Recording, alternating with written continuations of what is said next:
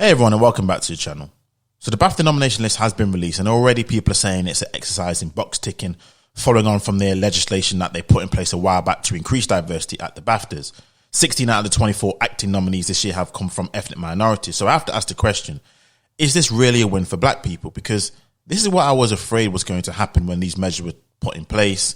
And I even did a video titled, How Equal Representation is Being Used Against You. Because what's happening now is, and what I'm hearing, really talented black actors who clearly in my mind are talented, and I'm sure people would probably agree if they put them, on a lie detector test, that these are really talented black actors, are now being put in the same light as less talented and less capable actors simply because of this whole exercise that's been driving diversity, what people are seeing as a box ticking exercise, because they're seeing it all in one and the same. Because that was done in that sort of fashion, it doesn't matter who's on that list, throw it all out because they're all there purely because they're a black, as opposed to being, you're there because you're talented, you're not so talented, but I can carefully disseminate the two. And what's the end result? Because the end result is going to go the same way as we've been seeing with the Oscars. The ratings have gone down, the overall prestige has definitely been taken on tumble because of the woke agenda, because of the diversity that's been clearly forced, that people are believing it to be the case. The same way is going to happen when it comes to the BAFTAs. Because again, people are saying this isn't about the best and brightest talent of British film and television. It's just going to be a box ticking exercise.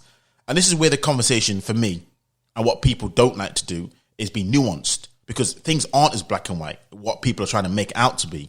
Because we've seen this in our walk of life, where in certain industries, certain races, certain groups of people, they dominate certain areas despite their low representation in that country.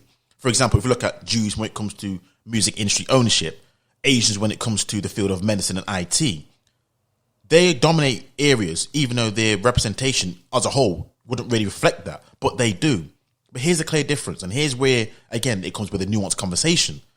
Those groups I've just mentioned have done it without needing the intervention and clear changing of the rules, which in effect have allowed people to think the only reason why you're there is because they've dropped the standards, or is because you've been put there as a token gesture, as opposed to saying, do you know what? Everything's fair and balanced, everything's equal. You're there because you're the best at what you do.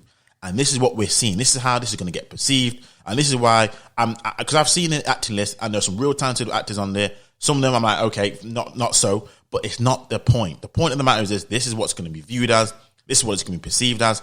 And all this awards, if people even care about it, it's going to be devalued.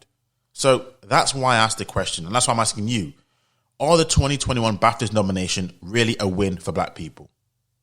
So that's all I have for today. Let me know your thoughts on this. Until next time, I'm out.